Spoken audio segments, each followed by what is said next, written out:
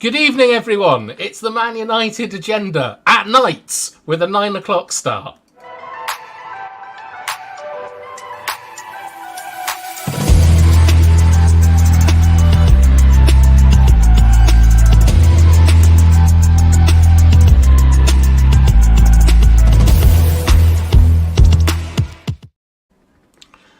Hello, everyone. I hope that you're all doing well tonight. It's the big three back again, ready to try and make sense of the absolute monstrosity of Manchester United. So, first of all, Omondi, how are you? Yeah, I'm very good. Had a really busy day at work. And it kind of takes your mind off things, but then obviously check your phone, check a bit of social media, and everyone's attacking me because they know I'm a big time Man United fan, and I can't hide from it. But I think it's overreaction. I'm quite cool with everything at the moment. I'm not overreacting, but it seems like I've never seen anything like this before. Seriously, I've never seen it this bad, where people think, it's like all these rival fans, they've had 30 years and they've probably been waiting for a moment like this where they can attack us. And I don't think it's as bad as we think it is, or as a reaction from some rival fans, as even our own fans. But I've got a level head today. I've calmed down. I was calm during the game. I really enjoyed the game yesterday. I thought it was an interesting game. And I'm ready to go for Burnley come the weekend and start things afresh. And I've read a few articles, done a bit of homework today as well, bath time. So I'm ready for this show. Really interesting chat we're going to have today. And Mr. B, how are you? I'm good. Good. Glad to be back talking Man United, to be fair. Although I'm glad I missed the discussion about the game yesterday. I saw you guys and you lot kept the swearing to a minimum. You lot did well. You held it well on the Monday. You were very, very calm. Which was really, really surprising. But yeah, it's good to be back. Let's talk some Manchester United. It's great to have you back, and we've also got to say some hellos. Hello, Vincent. Everyone wave at Vincent. We got Alex Tootle. Yeah, Alex. We've got UK Strains, and we've got Big T in the building. And he's asking you on Monday, are you calm because you expected it, or are you just like not shocked at what's happening? Like, what's the distinction for you? Sometimes when you're watching a game, you have to watch it without the passion and just try and take in the game. And I was doing the watch along, a lot of other stuff you have to do. Mr. B's got a tough job there, man, doing all that. A lot of concentration. And so when you're talking through the game and go through the game and, good pass, and they've scored. And then you break it down. So rather than sort of getting all emotional and upset, I was just trying to keep myself calm and not lose it, because anything I could just flip something over, knock something over here. You know, the dogs would get too excited as well. They start barking if I was screaming and shouting. So I remained calm throughout the whole thing. But I must say again, I repeat, it was a really good game, an interesting game to see where we're at and what was going on and what were the issues, key things that sort of decided the game for me. And I've slept on it and I've thought about it today. And I thought it was a great game to watch. Especially when we're doing podcasting as well. That was a really key game for us to watch. Yeah, I actually today was looking at some YouTube scouting, like what I considered like, you know, other channels and things, seeing what they're up to. And one of the things that came up on my recommendations was greatest Man United rages ever. And I saw Mr. B in there in the Watford game, going absolutely mental. 4-1, it was brilliant. The 4-1 game was when he got sacked. Oh, yeah, we were at the game. Yeah, we were at the game, and Mr. B done a watch along. Yeah, me and Errol were down there. Remember that? Yeah, were you booing? Well, we were like Harry Maguire got sent off, obviously, and that was like. So you just left?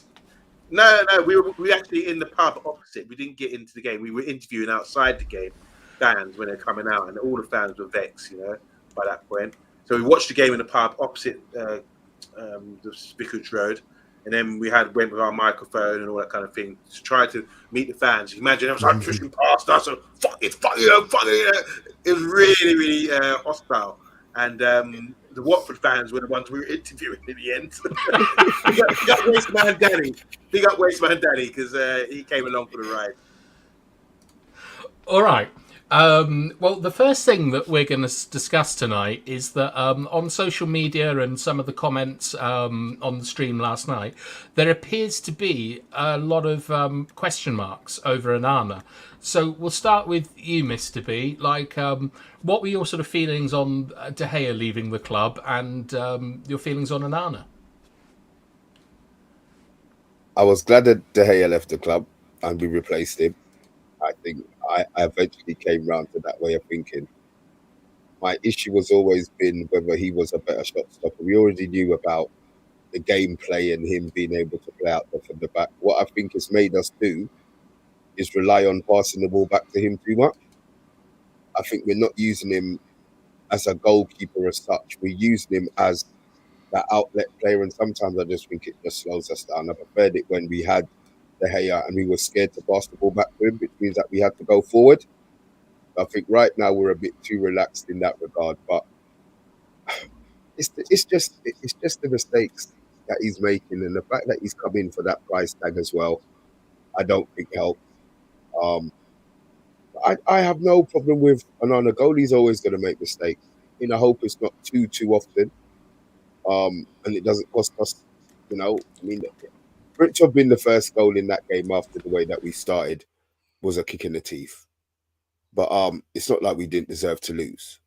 It cost us the start. Yeah, and you saw their heads drop. That's just typical Man United at the moment. But they showed a level of resilience yesterday, and they showed that I think they are still playing for the manager. I think that was the biggest issue that a lot of these so-called fans and rival fans keep digging out. Oh, he's going to be gone. He's going to be gone. He won't be gone. He won't be gone. He'll be fine. And so will we. Nice. Omondi, do you echo that sentiment, or are you going to come in? I disagree with Mr. B. I do think there's a reaction, and it's an overreaction to this. Do you remember the guy? I think it's Taibbi. We had a goalkeeper. Yeah. Taibbi, was it? From Italian goalkeeper came in and he looked the part. And I think in one of his first games, I think Matt Letizier's shot, and it just trickled in, and it was just a poor shot. It was like a pass back, and it went under him, and he was finished from that. And that just shows the weight of expectation on all Man United players. And you make mistakes like that, it's like the spotlight is on you. And what I like about Onana, he's played at Inter Milan, he played at Ajax, and these are big clubs. They both won Champions Leagues. They're giants in Europe. And he's come to Man United, and I think the realization for him is that it's bigger. It's bigger here, and everything is highlighted. So when he made that mistake, he came out after the game and made a public apology, and I thought that was good, nice touch from him. I say nice touch, but he's got nice touches on the ball. This is what I like about his game. What Mr. B was saying about it's a bit too much. I enjoy it. I think this is what we demanded. This is what we wanted. The manager's got a style of play. He wants a goalkeeper that can distribute the ball, and I watch him and I admire him. Even yesterday, the way he's able to ping balls up to certain people. It's not like the man has to run 10 yards that way to pick up the ball. He's pinging it with real great accuracy from a long distance, and I'm really think that's like left foot, right foot. I give him a lot of credit for that. Talk about the goalkeeping. I've seen a couple of ones where he dived and it's just near his fingertips. And he maybe could have saved it, or obviously yesterday was a clear mistake. But beyond that, I don't think it's too bad. With a goalkeeper, you got to like identify with the people in front of you. He's a good talker. I like that. Unlike De Gea, he comes out his box. And helps out with building up from the back. Unlike De Gea, something we missed out, and I think we can really look at the positives of that rather than say, "Oh, we want to go back to De Gea." It's ridiculous, and I mean, it's so crazy. People say, "Go back to De Gea" just after a couple of games. This is a goalkeeper; it's a key position. He's got confidence already. Give him more confidence and make him become the great player that I think he can become at Manchester United Football Club. So I'm happy with what he's doing, helping us play out from the back. It's given us a bit of reassurance. I think it's given us a bit more play, a bit more possession. And when we start to build on this, we've become a better team all round for it. Don't just give up after 5 games or 6, including the Champions League, where we say, let's scrap that and let's go back to type, which wasn't working for us anyway. So I like Onana. I think he's going to be a good keeper for us. But I just want the fans to be mindful, get behind players. ruined certain players at the club previously. I mentioned TB, and I'm talking about Harry Maguire as well. He's had it, and it's kind of ruined him. Let's not ruin Onana. I know his name sounds funny. I know there's jokes. I've seen memes going around all day about him, and some of them are funny. But you need to be a tough character to play at Man United Football Club, and you have to have big balls. And I think he's got that. So get behind the keeper. Great distributor. Helps us with the first phase of play. And I just think we need to be encouraged with that and be patient as well. Because these are the same fans who last year said, let's give Ten Hag time. Let's give him time. Let's give him 2, 3, 4 windows before we make a judgment. We're in our second season and we had a bit of a poor start, but I think we can improve and we're going to get better. There's no way out here. We can't get any worse than we are at the moment. So I think we can improve, get better. And I'm really... The goalkeeper is a key position after De Gea's been there for so long. De Gea didn't start too well at Manchester United Football Club either, if you remember. All up corners, people targeted him, because he was, needed to eat his greens, he wasn't strong enough, and he was getting bullied. And at the end, it wasn't too good either. You have to look back and see mistakes when we played Seville, when we played Aston Villa. I remember a goal, come on. You have to be fair and have a balanced view. And if you look at the data and the stats about who's the best shot stopper or who's doing what, I like the way there's better. Onana's got better command of the area. I think he's equally a good shot stopper. But when it comes to the other side of being a sweeper keeper, he's matching this guy, if not trumping him in all areas. So I'm happy with Onana, and I think we should get behind him. Okay, well, that was good. And let's first of all let's say hello to King Dino. Vincent is saying that he really enjoyed your wave, but he's not sure that Mr. B waved at him. You have to do a lot to. Oh, you don't have to do anything. He'll just do it. And then we've got say hello to Matteo, who's just joined, and Manchester United is here asking for likes. If you like the show, like it. If you don't be mean to me, please. And so we've got UK Strains, who he thinks that De Gea leaving was a big error. And he follows it up by saying Onana is good at taking accountability for his mistakes. I like that, but he's got to start improving fast. We can't keep conceding 3+ goals every game. And I think he's right there. It's awful stuff. He follows it on by saying we have a keeper who's best suited to the ball as far away from his goal as possible. That's why he pings it. Does anyone have any thoughts on that? We've got a keeper who's best suited to the ball as far away from his goal as possible. That's why he pings it. I disagree. I think we play a lot of our possession football with Onana, in and around Onana, trying to probe and build and get past that first phase of play. He can ping it, but that's the option. One of the options. He's got a variety of options with his distribution. So I think that's just one of the many good attributes he has. He can play it short, he can ping it long, and that's what he needs with a modern-day goalkeeper. So fair play to him. I'd agree. And Vincent Bullock thinks we need to drop Onana so he would learn he's not safe like Dave. The highest spot was safe all year round. Vincent's obviously positioned a Yeti on top of Mount Everest to protect something or other. That we've done that one. Onana has had a questionable moment every game he's played for us. It's consistent. Is that a fair point, boys? Yeah, I think, you know what? He could be right. Wolves? Was he up front in the Tottenham game? There was an own goal scored by Martinez in the sort of like near post area that he might have been able to claim. Like he didn't seem to be commanding the box particularly well there. I mean, you know what? That kind of sounds right, to be fair, because I'm sure he didn't play well against Arsenal, did he? Made a good save from Saka. Yeah, I disagree. I disagree with Big T once. I like Big T, but I can't go with that. Okay, and love you. Onana should be dropped for our next game to calm his nerves and overconfident spirit. It's really disgusting to allow certain goals to score as easily as that. So, do you think that players should be dropped for one poor performance, or you don't, Amondo? No, not the goalkeeper. He's coming for a lot of money. We got to stick with the strategy. Is anyone not talking here about the positives of what we're seeing about the way we're playing out from the back now? Can we not see it's like day and night from what we had to deal with last season? How many times did we have our head in hand where we couldn't even get the ball out the first phase of play? I remember the game against Arsenal. It was embarrassing. They were just pressed us to death. They killed us. Yeah.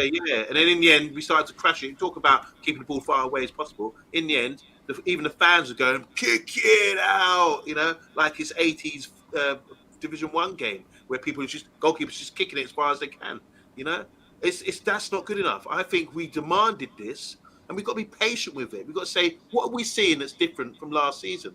The keeper is helping us play out from the back, and that's something super positive. And he's good keeper as well. He's making some good saves. But we're talking about the chances we conceding. What about the players who are not helping out and running back to get in position to challenge people in the box who are free in the box? Who was the guy who scored yesterday? Free in the box when Musiala drove into the box and just squared it for Ganabi. Who's picking up Ganabi? People running back late. I mean, is that Onana's fault? When you got a good striker like Ganabi, put it in the corner. Put it right in the corner. Come on, guys. Matteo is agreeing with you here and disagreeing with Big T. We're okay at the beginning until he left in that soft shot for the first goal. DK Wilson is late again, but he's saying that the Onana hate is truly some BS. Yeah. And you're being countered here, Omondi, by Big T, saying playing out from the back means nothing if it leads to not much. Do you want me to... look, Big T, I respect Big T. I mean, we'll leave it on that point, leave it as a full stop. We have to disagree on this one.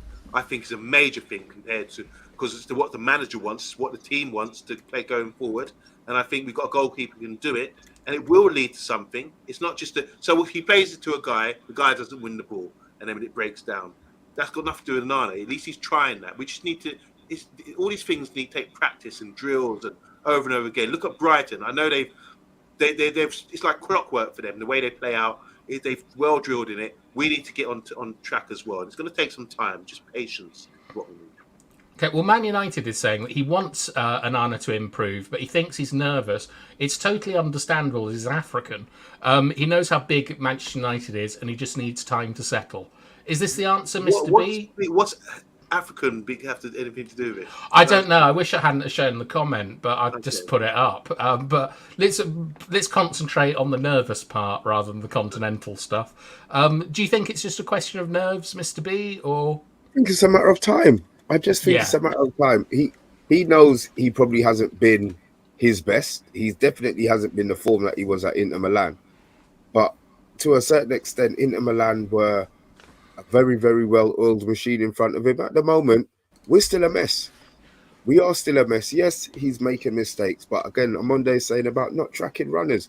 You can't have players just flooding the box and players jogging back.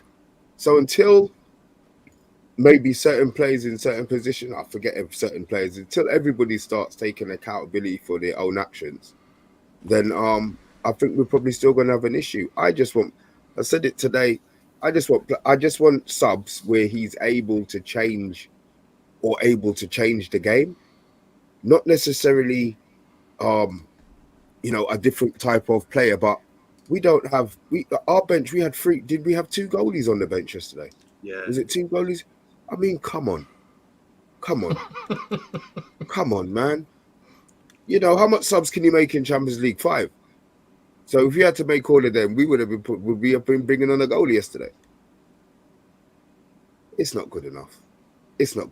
But I don't blame Ten Hag. Look how much players we've got out injured.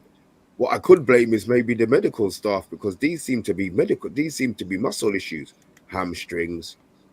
When Bissaka's out, the last one was out 2 months with a hamstring. Bloody hell. Ten Hag did bring him on with 3 minutes to go and he injured himself. So maybe that one could be on him. Not warming up properly. On to more fun stuff. Mr. B, are you aware of what Sancho got up to last night? Look, I heard, I did hear, I haven't seen the post, but I did hear that he was playing uh, uh, a games console before the game. I mean, he could have then sat down and watched the game afterwards, and he maybe should have posted that. But I think the level of disrespect that Sancho is showing to, all right, he doesn't get on with Ten Hag, but those are his teammates, and he must still want them to do well in the game. I can't believe he wanted them to lose. But then maybe he did. I don't know what. I don't understand it. I don't understand it. I understand he probably feels hard done by, and he will probably go on to have a half decent career somewhere else. But he hasn't proved in the 88 or 90 games that he played that he's worth the money. And if Sancho goes, is he really going to be a miss? Let's be honest. What's going to be a miss is the money that we spent on him, and the fact that everybody knows he's going to be gone. He's going to be alone, and then he's probably going to get sold for 40 million or 30 million. So we've lost money again, as we do on every transfer we have, apart from David James.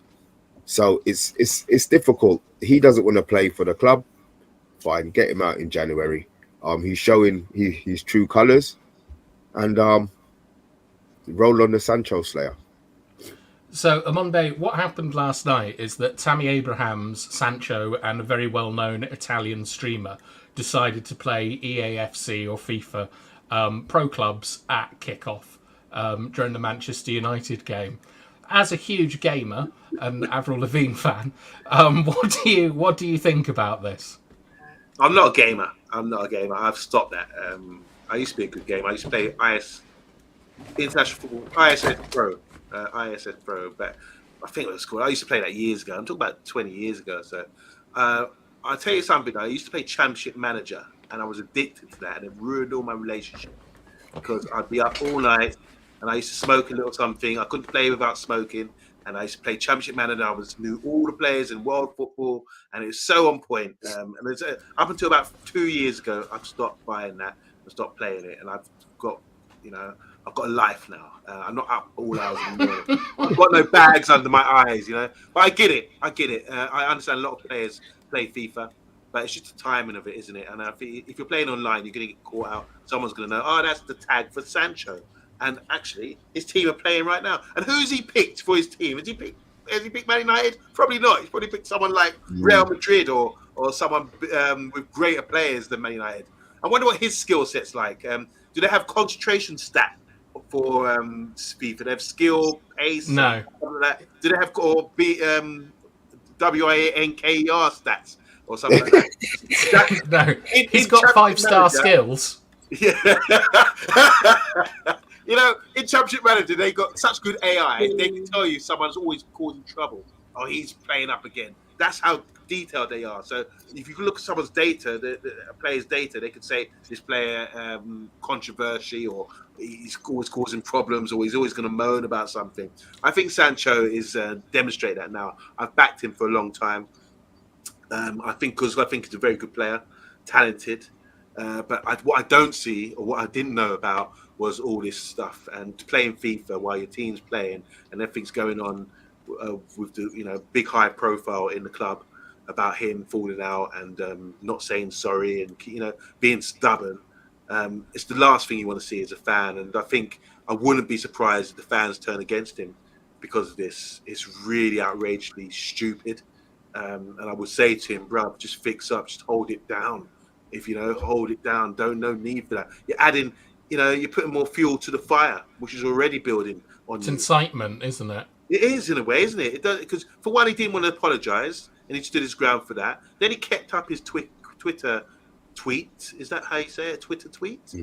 Yeah. Yeah. Well Right. Yeah.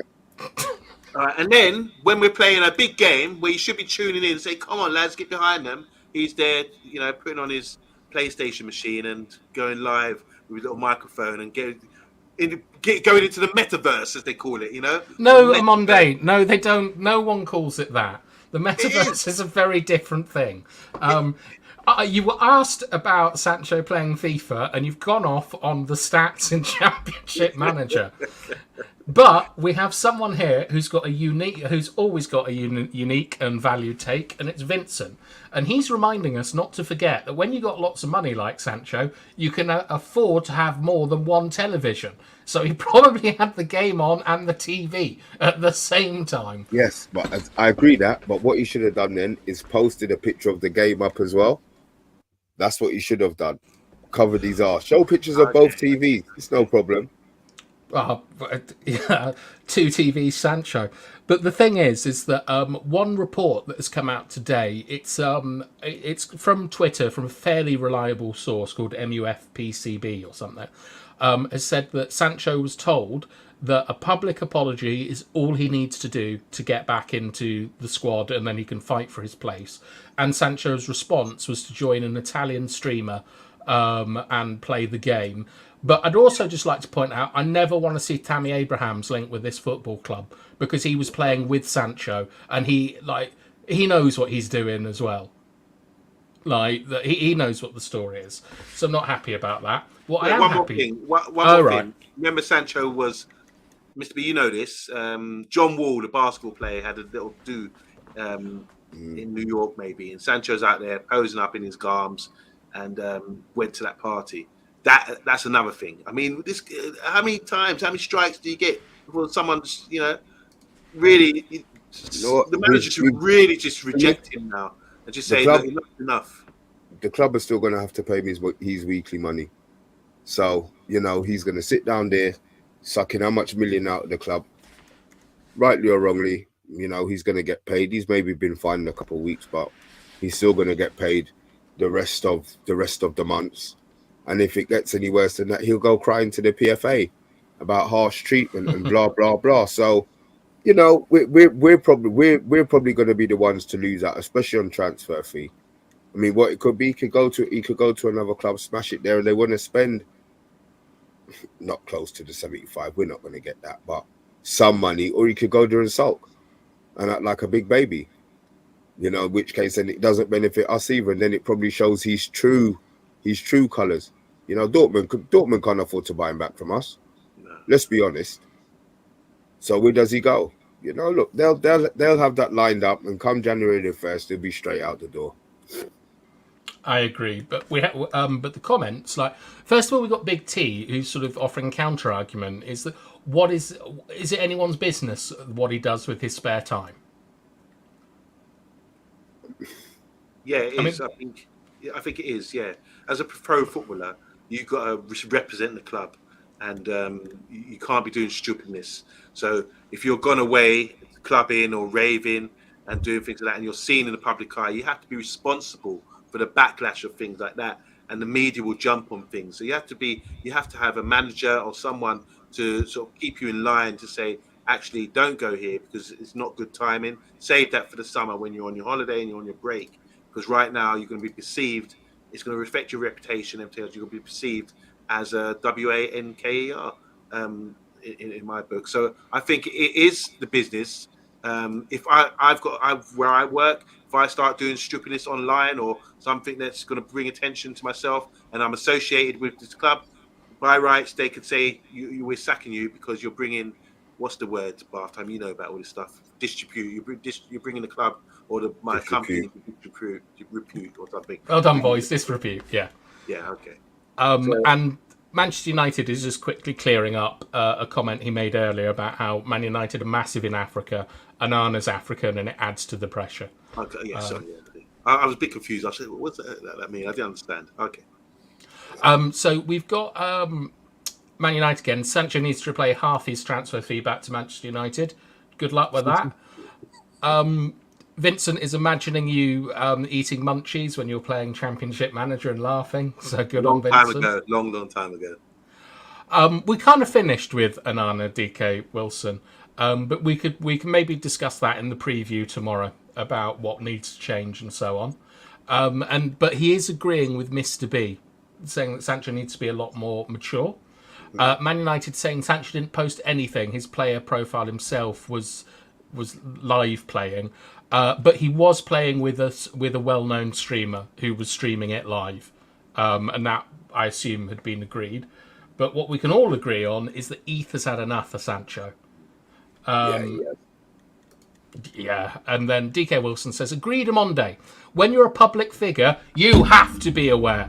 If you aren't, what's happening with Sancho right now happens. And I completely agree. And then just one final counterpoint from Big T is, how is FIFA shedding a bad light on the club? He was not playing darts with a picture of Ten Hag's head on the dartboard, was he now, Monday? Yeah, I don't want to bump heads twice with Big T on this one. I'll let Big T have it. I'll bump heads with Big T on this one. It's the timing of it. The timing is disrespectful to the people you train and work with, where they're going out to play a game of football, and it's an important game against one of the biggest clubs in the world. And Ten Hag decides to go. Sorry, not Ten Hag. Sancho goes live playing with a player from a different football club and an internet personality at the same time. There is no world where that is not disrespectful. And bringing the club into a bad light, I'm not so sure about that one. But what he is doing is disrespecting his teammates and the people that are supporting him to become a better player. I think it's outrageous. But next up, boys, this week we had an interview with my favourite, Ole Gunnar Solskjaer. And there were lots of things addressed in this interview. Now, have both of you read it? Yeah. It's in the Athletic, isn't it? It's a long interview, but I've sort of covered it. But yeah, go ahead. Yeah. So, Mr. B, was there anything that like really grabbed your interest in the interview to start with? Just he didn't. Did he say anything that we didn't? Or the Hoyland one about the Mulder one? Obviously, these things come out in the press. That he wanted him before he went to. I think he brought up names. The exciting players that we were linked with, you know, the ones who have gone on to prove themselves, how great they were. Oh, he had them for this price. Where was Longstaff? Yeah, I mean, right, exactly. And then, you know, he wanted to bid how much for bloody Shane flipping Longstaff? So he didn't mention that. Obviously, I'm wondering if there's a post coming for Ollie where he's trying to get a lot of this out now, before he has, because I don't know. I just thought it was weird timing. Big up the Athletic for getting the interview, but I just think the timing is a bit. I'm wondering if something is going on in the background where he's trying to clear the decks with the fans. Right. Me just being, I've got my Monday conspiracy head on here at the moment. To be fair. Yeah, let's take that off. And Monday, was there anything that stood out to you in that interview? Yeah, loads of stuff. So basically, taking the baton off Mr. B about clearing up with the fans. Maybe his reputation had been tarnished. He's always been a hero, but he did mention about he was one penalty kick away from having a good good stint at the club, winning the Europa League. Obviously, he got them to the final of the Europa League. And we were very close to winning it. He's watched the game back, and he felt that the side managed by Emre was really difficult to break down, which is true. And obviously, you reflect, say, man, I managed the team. Was there anything else I could have done? So he's had time to reflect. He hasn't taken a job since he left Manchester United. It's the big job. He's really, in his interview, he's really put over how much of a big job that was, where you have to put everything into it. And I think that goes for players and coaches and staff. If you get a big job like that, you have to commit your life near enough to it. And since then he's come away from it. And I think it's good for him. You don't rush into another job, but he's working now for UEFA. He's got a good role, which means he can go around European football and observe and learn. He's with his kids. Actually, the interview was taken while he's sort of driving around with his kids, taking one of his kids to a game. His son's name is Elijah. I've got a son called Elijah as well. But his son's plays football, so he's taking him around and he's dealing with a lot of grassroots football from a young age in Norway. And I just want to say, Norway, up and coming, whatever they're doing out there, if you look at athletics, they've got about Ingebrigtsen is a fantastic miler, 1,500-meter runner. They've got the 400-meter hurdler. They've got another 400-meter runner as well. They've got so many great athletes coming through. And not just that, look at the football. Haaland's come through. So Norwegian sport, or from grassroots, must be fantastic. I don't know what they're doing out there, but it must be a real pleasure to grow up there and get into sports, because they're producing some amazing athletes and amazing teams as well. So Ollie is doing the groundwork again. He's gone back to basics. He's traveling around Europe. He's watching some key games, and while he's watching these games, he's actually saying, solving puzzles, as in he wants to be a manager again. So he's watching the game. He's gone to Napoli, for example, watching the game, watch and discussing it with his guys. What would you do here? Let's solve this puzzle. What's the key here for Napoli to turn this around? Or so tactically, he's getting more confidence, and I think this break is doing him good. And I really do hope he comes back and proves to be a good manager, because I think, like Moyes, who went away to Real Sociedad after he left Manchester United because he felt his reputation was kind of tarnished, he came back and done really well with West Ham, and actually he's won a European trophy as well. Steve McLaren as well. So there you go. Steve McLaren, coming from Man United, went away and done his homework, went to Holland, and worked under Ten Hag as well. Worked with Ten Hag. Ten Hag worked with him, and formed better relationships in European football and better understanding of the game. So I respect Ollie in his interviews. I advise anyone out there who's got The Athletic, go and check out his interview. So that's what really stood out to me. Well, there were some other things in that interview that I thought would be discussed more. One is he felt that the Ronaldo signing was correct but turned out wrong. He said that some of our players were nowhere near as good as their perception of themselves. Yes. He talked about the Glazers, how he thought that they were fairly straightforward to deal with. He talked about how he was only allowed 3 major signings per summer. He talked about how he felt that his tactics weren't really understood by people, and they were much more they were much more intricate than he was given credit for. And the big one is that several players turned down the captaincy of Manchester United. So, you know what? That was, as you've mentioned, that was the biggest one. So all of those players turned it down, and then Maguire got it. Is this what they say? Maguire got it by default. Well, he was. Why didn't he mention the players who turned it down? I'd hate these people who give interviews and then leave people guessing as to who the players were. Just chat the chat, innit? It doesn't. I like it because we can guess. Who do you think? Who do you think, Mr. B? I've got 3 players that I think were asked. All right, Omondi, while Mr. B has a thing, who do you think it was? And chat, let us know who you think. At the time, I think it would have been Bruno, Pogba would have been candidates, and Bruno, Pogba, and maybe the goalkeeper, De Gea. I differ slightly. I think it was De Gea, Matic, and Pogba. I don't think he offered it to Bruno. Yeah. Why? Because they've seen their senior players and. See, with Matic. See, I would have probably, knowing Ollie and the way that I would have said he would have offered it to Pogba. It's highly implied that he offered it to Pogba when he said one of the players was doing his best to force his way out of the club, and that to me is Pogba.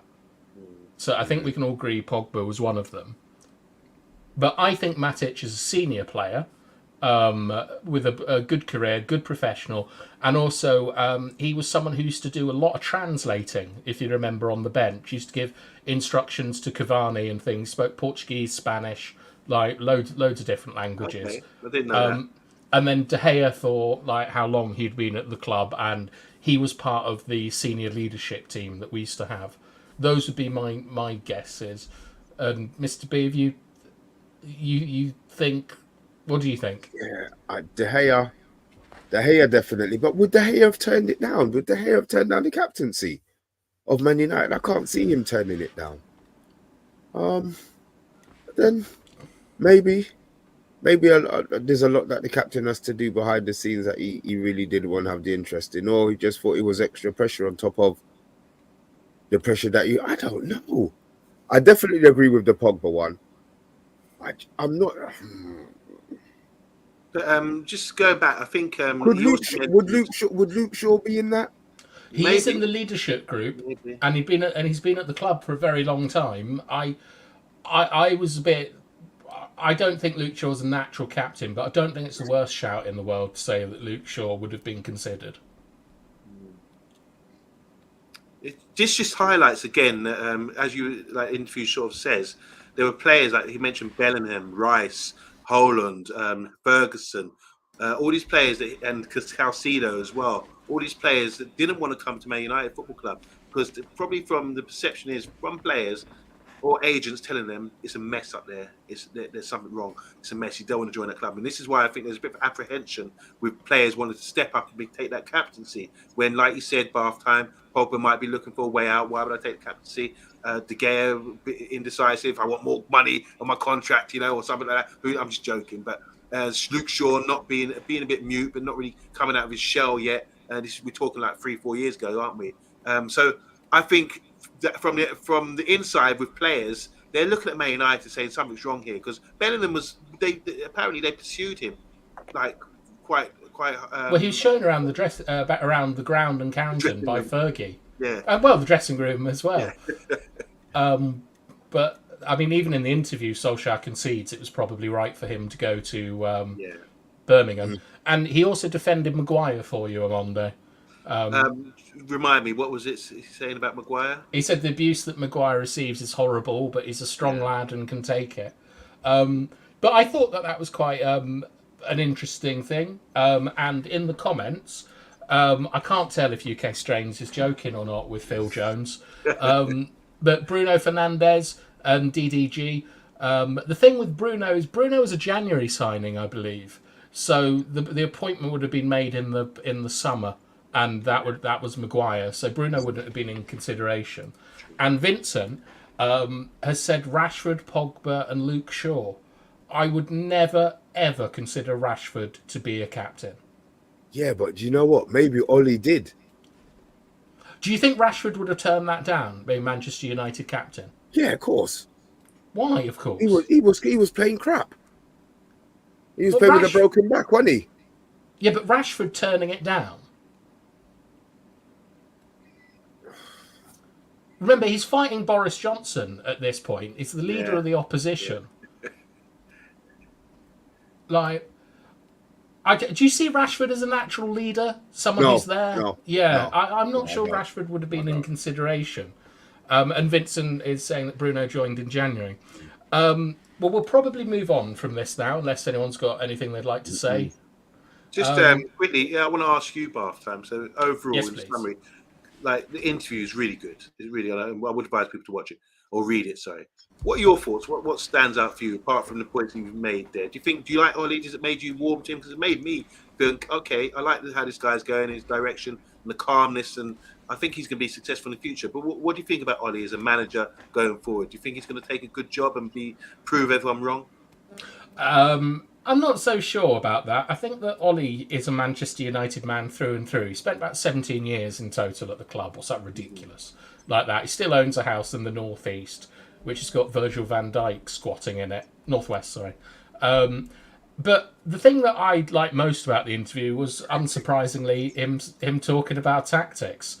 Because he talked about how a lot of his style of play was keeping it sort of slow at the back and trying to sort of take advantage of pressing traps, of getting men to jump and then hitting between the lines. And I think that Ollie is a far better manager tactically than people gave him credit for. And you can see Carrick and McKenna are doing extremely well with that style of football. Well, McKenna is, Carrick's not. Well, he did last season. Yeah. I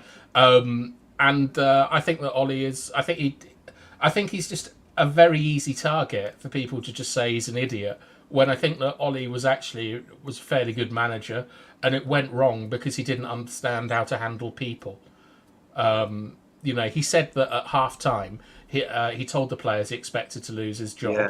That they came back into the game, and then someone got sent off on Monday. Okay. Big T's done a funny comment, which is Rashford would have turned down the captain's armband because you occasionally have to pass it. That one. That's a good one. Okay, and our final topic for the evening is the one that I find the most interesting. It's Ten Hag versus the scouting department. And I'll give you a bit of context for this. Manchester United have a particular way that they scout, and you can find this out on the Manchester United website looking at the fan forum minutes. But they use a centralised database, a bit like Championship Manager, of thousands of players from over 140 scouts who are employed by the club but work casually or like part-time, and that from this pool of players, recommendations are made in committee meetings with Ten Hag or the recruitment team bringing forward a target, and each one of them is allowed a veto. All right, so we start off with data. We use the data to find players that we think are interesting. We then go and scout those players, and we have a meeting with Ten Hag and the recruitment, and presumably Murtala Arnold. But in recent weeks, we're seeing more and more press coming out about how certain signings of the scout departments, such as Rasmus Højlund, and certain signings are Ten Hag, such as Amrabat. Is this a worry for United that the scout department appears to be briefing against the manager? Omondi. No, I don't think it's a worry. I think, look, as a manager, you ultimately, back in the day, the manager, you look at someone like Brian Clough, he used to ask one of his assistants, Peter Taylor, to get the players, and I will manage the side, okay? And Peter Taylor would pick players because he knows Brian Clough and they've got a close relationship. And he was most successful when Peter Taylor was with him. He would go out and be the scout and say, I like this guy. He's going to come in and do a great job for us. And Brian Clough had complete trust and faith in him that would happen. And of course, he was really successful, winning 2 Champions Leagues in a row and 2 league titles in a row, 78, 79 as well. So, no, not in a row, but 1 league title in 78. So that was massive for a club like Nottingham Forest. So it just goes to show that relationship as a manager, you manage the football side of things, but you need someone close to you who knows what style of player you require. Now, if he's played with Amrabat before, and he knows Amrabat's a good player, and he's looking at his side saying, right, I need an Amrabat in his side. So rather than wait for the scouts to come along and say, this is what we've offered you with Amrabat, he could say, forget that. I know Amrabat's character. He will be a good addition to the side. So I think it's right for the manager occasionally to overrule the scouts and say, it's all right, I trust in this guy. I actually know him. Because the one thing that Fergie always said, you have to get to know the character. He looks great, ticks all the boxes, but what's his character like? Is he married? Is he a family man? Is there any domestic violence or something? We need to know these things, or any kind of criminality or any kind of madness in the player. Is there any sort of lackadaisical behavior, as in Sancho? See, these are the things that we don't see. We just look at like physical stats, So I think it's great that the manager has picked out a player and overruled the scouting department and got his own guy close to him, say this guy fits our bill. But also he has to take on board, and when it's presented to him, have a look at players that the scouting department bring to him and say, look, this guy ticks all the boxes. Have a look at him. What do you think? And then I like the process of what they're doing there. How it's like you said, like the way you described, the data, go and scout him, then present it, have a closer look at him, and then make a decision. So I think both ways. You shouldn't just say leave it to the scouts. The manager needs to be on board. He's the one who ultimately is managing the football club, and he needs someone close to him who trusts him, or himself, who can actually know players. Because managers go around. Look how many players Mourinho knows. He knows players from other clubs. So as soon as he goes into the club, or when managers go to clubs, they usually say, all right, you're going to buy players from your old club, or but it doesn't always work like that. You look at Ange from Tottenham. You'd think he'd go and buy all the Celtic players he's brought in, but no. When he was at Celtic, he bought players from Asia that he knows of. Not that they played for him, but he knew them because he played in and around them. That's why Mason Mount was signed by our manager Ten Hag, because not that he knows him personally or he managed him in the past, but when he was playing on loan in Holland, played a great game against one of his clubs after in the bar and all that kind of thing. You say, oh yeah, but I'll have a chat with the man and you can get to like someone. You can have a feel for someone. So I think don't take the power away from the manager. The manager's ultimately the one who's actually has to manage these guys. And if he knows someone personally and he knows the characteristics of someone, then go ahead, give him the license to buy and sign a player. Okay, Mr. B, I'm going to give you a counterpoint to this, which is There is a like. Have you ever heard of the book Dune?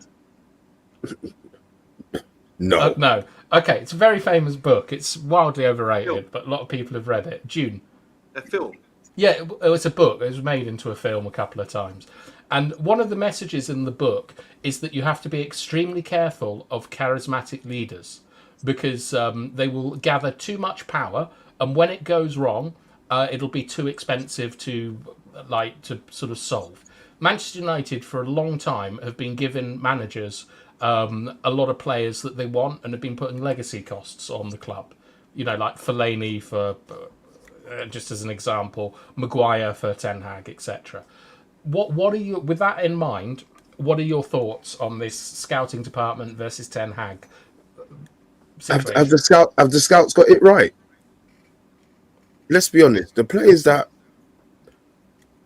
we've maybe been linked with, I'm not sure the scouting department is any good. They didn't help Ollie out, did they? We got Fred in. You know, was that a Mourinho signing? I'm sure he wouldn't have been the first choice. Well, Mourinho didn't play him for 6 months. Right, because he didn't choose him. The club chose him. And then look how Fred turned out. He turned out to be a fantastic value player, didn't he? I've got to interrupt you, Mr. B. We've had a super chat from DN Vlogs for £5, which is extremely generous. Thank you so much. He's saying, my guys, how are you all doing? Do you think we should play Bruno in an 8 and then Mount as 10 as well about getting Dybala for 12 million in January? What do you think? Bloody hell, that was a lot. Okay, well, first things first, I like Bruno playing where he plays. I think we won't have to deal with, once Amrabat comes into the team, I don't think we're going to have to deal with the change in Bruno position.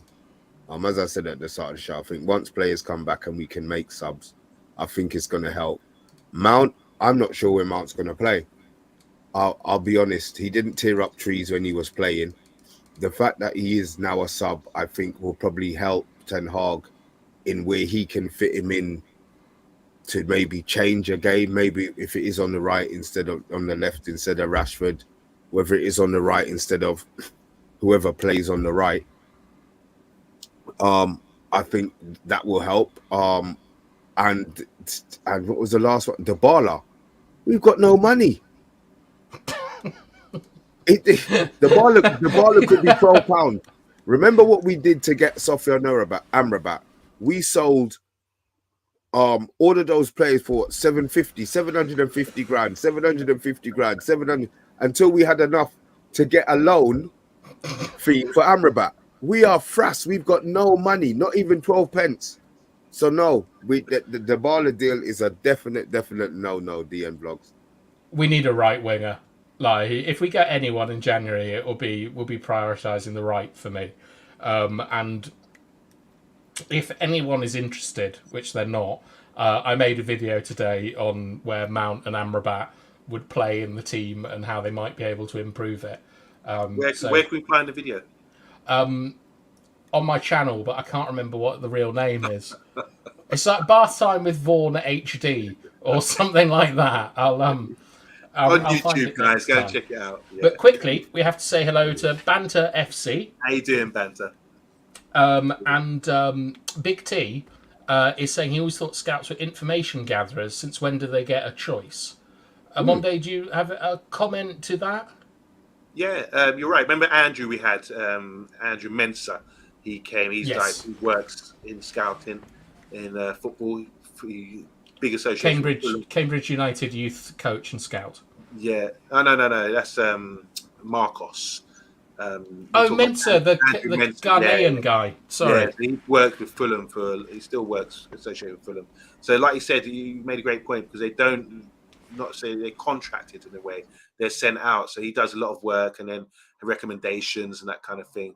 And the scouts will present reports. This is what they do. They get information. They say, "Oh, what do you know about this guy?" Bam, bam, bam, and then he will present a report to the player, to the club, and say, "Look, this is what this guy's got, A, B, and C." So he doesn't directly work for the club in that respect, but so he can't say to the club, "You must sign him," or become his agent all of a sudden. All he's doing is preparing a report to say he does A, B, C, and D really well, gives a presentation on this player, and then this club can do what they want with it. But he has no say in what the club whether the club should or should not sign them. All he can do is present reports, and that's what they do really well. Okay, so what I think with I'll just get Big T's comment back up. I think what the issue here is that this isn't about scouts versus Ten Hag. This is Ten Hag versus the recruitment department, who they will be there after Ten Hag is gone. Like they're there for like long-term planning and things. And one thing that normally happens when a new manager comes into a football club is that he's allowed to sort of have his own targets come in. Like the first time he comes in, he identifies his players, and you were talking about Ange not bringing his players in. There's another manager who doesn't bring his players in, and that's Pep. At Bayern and at City, he didn't really. I know Bravo was a Barca keeper, but them lot didn't come in. Yeah. Sorry, I've got distracted by an old comment. But the thing is that the thing that worries me is that I think that scouting department are trying to sort of save themselves from a takeover, where they're putting the blame on Ten Hag, saying like that Amrabat won't be a good player, like he won't be able to deal with the demands. So what if he is? So what if he becomes a good player? Then they've embarrassed themselves. Yeah, no, haven't they? Wouldn't it have been better just to shut their mouth like Sancho did? Well, I mean, they've taken the risk, haven't they? They've put it out there. No one's made them do that. They fed that to a journalist or to someone. So they probably believe strongly in it. And even if they didn't, like Ten Hag will always have that above them. Like, in the next meeting, if Amrabat's done well and he says, I want Harry Winks in, and they all laugh at him, he can say, well, you said the same about Amrabat, didn't you? So it weakens them, but it also weakens Ten Hag the other way round. If he fails, I get it. Yeah. But then we go with Højlund. So a Højlund was a who buy? A Ten Hag buy or a scout scouting department. You They reckon he was a identified scouting him. You think he was a scouting department by Ten Hag didn't want him? The information given is that the scouting department recommended Højlund when the Kane deal wasn't able to go through, and Ten Hag agreed with it, and Ten Hag and the scouting department equally agreed on the Mount transfer, but they have disagreed over Anthony, Martinez and Amrabat in particular. Okay. So let's have a look at some comments. Big T is saying, if Amrabat doesn't work, what's plan B? Some talk about him, like he's played consistently well for us for the last 12 months, so we're missing him and waiting for his return. I kind of agree. Amrabat has become the second coming of Jesus at this point with the way the team is going. I'm forever an optimist, to be fair. That's why I'm hoping he comes in. Not saying a magic one, but we see some sort of change or some sort of discipline to what our midfielders are doing. I want to see someone upended. I want him to come on like Boris Johnson in a charity match and just smack someone up. Good. I remember. And then here, DN Vlogs is asking if he can join on the stream. Yes. I'm sure we could sort something out. Where can we get hold of you, DN Vlogs? He knows where he can get hold of us. If you're Just Twitter, DM. Let's DM us on Man United agenda. And then Ozzy here is saying, you lot struggles entertain me. And I thought he said, you lot are struggling to entertain me, which is why I had difficulties halfway through. Hi, Ozzy. I hope you're doing well, and please stop swearing at us. Yeah. Vincent, I watched a film about a baseball team. They didn't have a lot of money, but the scouts wanted the club to sign baseball players. Basically, they're Gill fans because it... Right, Vincent, I'm going to help you out here. The film you're talking about is Moneyball. And the idea behind Moneyball is that there is an inherent bias within scouts that they overestimate and underestimate certain principles. And that they made an algorithmic model to look at which ones were over and underestimated and then built a team around it. So I don't know if that helps you, but baseball is very, very different to football. It doesn't have transitions, for one thing. You don't see, like, when they get struck out, the team's, like, having to charge up the pitch in rest defences. Yeah, and it's like, it's Brad Pitt. That's good. And then DN Vlog saying, as Ollie said, he was limited to 3 signings each window, and that's evident. We can only make more than 4 signings if fans suddenly go against the likes with Antonio Casemiro or get a loan deal. I don't fully follow that, I've got to be honest. Like, Mr. B, what do you think?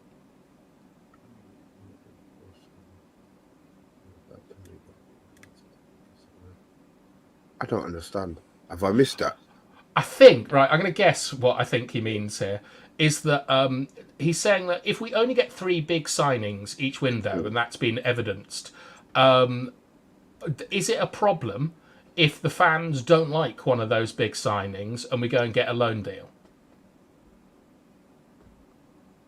The more the merrier. I like when we bring players into the club, whether it's a loan or not. I mean, I'm looking at Reguilon.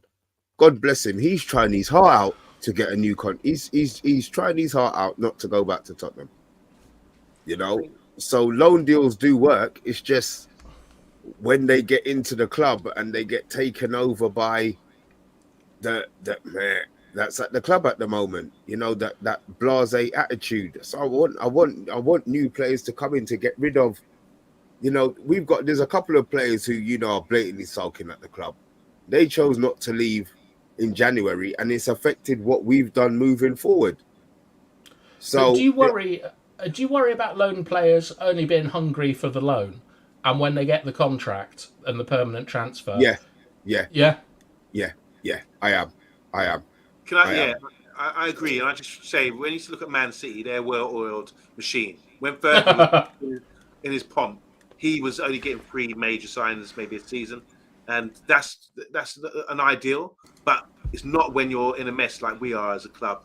When we're playing well and we're winning things, then 3 good signings a season is a good way to go forward. But at the moment, you can't really sort of stick to one thing because we're not winning things. We're not winning major trophies. Until we get there, like Man City just brought 1, 2, 3 signings this year, and the winger, Doku, the guy from Wolves, and someone else, whoever that would be. And that's Nunez. it. Is it Nunez? Nunez from Wolves. Yeah, Nunez from Wolves. Doku. And the defender, Guardiola, what his name is, the Croatian guy. Yeah, so that's 3 major signings, and they come into the side and they're still performing. That's Kovacevic? Because who? Oh yeah, Kovacevic. Yeah, 4. Yeah, but they have let go a couple of signings, guys as well. Mahrez has gone and things. So that's all you need. But when you're like Man United, and we need to be patient and we need to build and get there. 3 or 4 or 5 doesn't matter. We can't just be set and say only 3. What Ollie Solskjaer was told, because we weren't winning anything. It's going to take even longer than to build something. Sometimes Fergie would only buy 1 or 2 because there's no need for anymore. You know, everything was set. But anyway, let's move on. All right, Big up Super Nick, by the way. Yeah. I'm delighted to see one of my favourites, Super Nick, back again. And she's saying, "Hi guys, I'm loving this content. Less of the agendas and a proper breakdown of the situation as it is. Context is everything." Yeah. It's great to see you back. She's great. She's great. She is. Well, this is why she's great, because she actually watches my videos, unlike you two. Big up. Yeah, look, Big T, he wants to check out the why Pogba should have been a right-back video. I presume he made them for himself. Basically, yeah. Yeah, basically. Where can we find them? Should put it out there. So it's Bath Time with Vaughan. Type in Bath Time with Vaughan on YouTube. Yeah. Yeah, it's something like that. Look, they're 10-minute videos about like things like what a midfield pressing trigger is, or like I might do one on La Nuestra, which is an Argentinian style of setup. But they're just things that I learned in South America, and they're not particularly interesting unless you're really into tactics or want to know what all these stupid words on Twitter mean. Like, you know, people talk about transitions. I'll give you a 10-minute video on the 4 stages of a transition, because I've done it. I've played football like at a decent level, and I spent a lot of time running about. But DN Vlogs is saying that the message came out the wrong way. So I meant we can only make more than 3 signings when either fans go against the club, like when we were going to get Rabiot, then get Casemiro, or the deals are loans. So after the protests against Liverpool and the match was cancelled, we landed landed Casemiro, didn't we? After that, Mm. like that there's pressure. Like, so that's what he means. Do you have any response to that? External pressure works, but that was a whole that situation. I mean, the fans lost their mind to be linked with Rabiot and what was the other one? Was it the Fulham? Arnautovic. I mean, they lost their mind. Well, I mean, that convicted was racist or something. that was by far. You know, they lost their mind. They lost their mind, and they had to react. They had to react to that. So, will it get to that stage again? I'm not sure, because I don't think them upstairs. They don't give a toss. They're gonna trust me, man. They're not going nowhere. They're gonna be taking their dividends out, and the stadium's gonna end up being this big rusty shithole in 40 years' time. You know, when you look back, oh my god, it used to be so great, and now blah blah blah. They're gonna bleed them dry, bleed us dry, bleed. You know, the metaverse. No, not the metaverse. I'll explain what the metaverse is. We're like, I don't care what it is. I only said it because Monday said it and I heard the reaction. You don't need to explain it to me. Don't play me like this, Mr. B. Not in public. Think of my feelings. But we've done just over an hour, so we'll finish up on some comments. There are about 16 people watching, so thank you so much for spending your time with us. The first one, and I think that this will be very quick to deal with. Are you lot Ten Hag in or out? In. Who asked that question? In. That's not even an issue. Yeah, that's not even an issue. We got us the trophy last year after what we had. He ain't been backed by the board. That's more with the outs. And remember I said the transfer window is not all about what you get in, it's what you take out. We've still got shit at the club. Come January, let's hope that shit decides that they want to go and play shit somewhere else. And we can move and get some replacements in, people with the hunger to want to play for Man United. And hopefully not loan deals that just come and go. Yeah, I'm Ten Hag skeptical, but I'm not Ten Hag out. Like, it'd be foolish at this point. And on Monday you're in, aren't you? 100%, yeah. 100%. All right.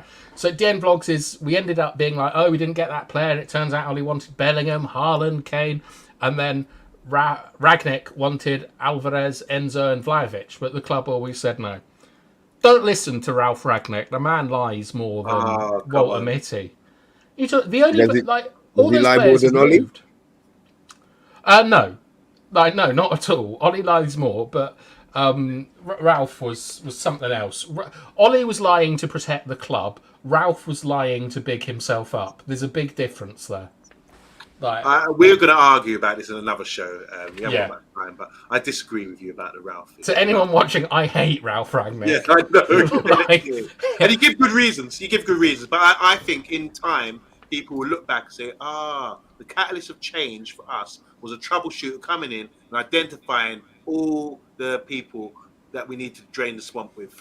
You've fallen for it, Amondo. You think? Come on, dude. I do agree. He highlighted a lot of stuff. Anyway, another show. Show. Yeah.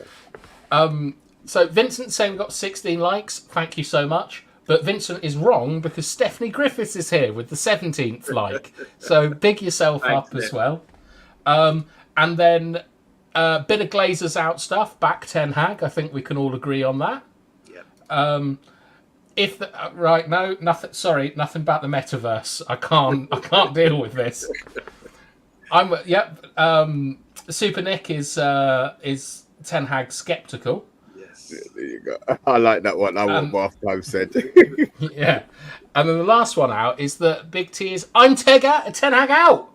Feed me that new manager buzz. I want to return to getting beers in for the matches instead of powder.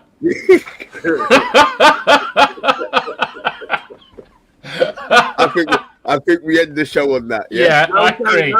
No, we don't. Just go back to the Ralph. There's some Ralph comments that I think you need to hear Bath time. Okay, fine. Right, Wreck-It Ralph rules. Laughing emoji. Ralph was a mercenary. He played the Glazers and won, which is why he's got Austria relegated at the moment. And Vincent is saying, well, it's true. Vincent saying, stop laughing over Vincent's comment. It's you. Omondi, if we were ever in a war, you'd be absolutely useless because you just start laughing and give our position away. Oh, God. All right, and Vincent is saying, don't forget to back the Man United agenda by liking and subscribing, sharing, and finding the Man United agenda on all the social networks and maybe a retweet. That would all be very much appreciated. We'd also quite like it if you could clip some of the ridiculous things that get said on this channel. So we got a bit of ammunition to go on at Omondi. But Mr. B, do you have any final words?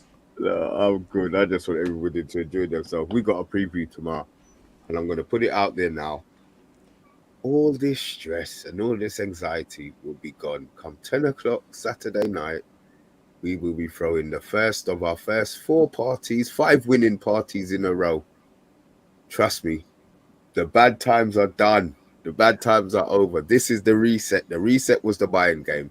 Yeah, they knew they weren't going to win it, but they've come out with 3 goals. People are going to say they scored 4. Yes, I know all of that, but I'm always a positive kind of guy. So we scored 3 goals against Bayern Munich when everybody expected us to get dicked. I'm going to be honest, right, Monday. I didn't get any tech. I didn't get no abuse. One, I already said, if you're not in the Champions League, don't talk to me. You can't talk to me. Arsenal can talk to me. I don't know. I know 1 Man City fan. Yeah. And I know 2 Newcastle fans.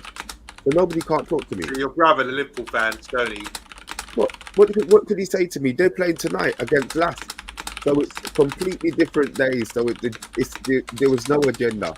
But come Premier League, I will. Bath time. You don't have to minute what we're saying here, bro. You know? That's it. Speed typing. Sorry, look, I have a mechanical keyboard because I like the way it feels, and sometimes it's a bit loud. So I've never been keyboard shamed ever in my life. This is ridiculous. There's a girl at work, and they moan at me because I type loud. But she's ridiculous. I don't know. She's like, bah, bah, bah, bah, bah, but at that speed, but just as loud as you, maybe double what you're doing there. You know, but it's so loud in our office. Like, come on, slow it down. We'll get some keyboard that doesn't make that sort of sound. It's so noisy. Anyway. Well, on that bombshell, it's the end of the Man United agenda for tonight. Thank you so much, everyone, for being with us. And I've got to do an outro, innit? Yeah. We'll see you tomorrow night. I think, is 9 o'clock our new starting time? No, we'll be 8:30. We'll be 8:30 tomorrow because we've got the preview. I've got the bloody takeaway, unless you lot are going to talk very, very quickly, which I doubt very much. I think we should. Yeah. Okay, so tomorrow it's 8:30 till 9:30ish, and then Mr. B's takeaway afterwards. So thank you all so much for spending your time with us. And I just want to say, Ebony and Ivory live together in perfect harmony, side by side on my piano, keyboard. Oh Lord, why not? You're a dickhead. Yeah, I mean, all right, let's go. Bye-bye, everyone.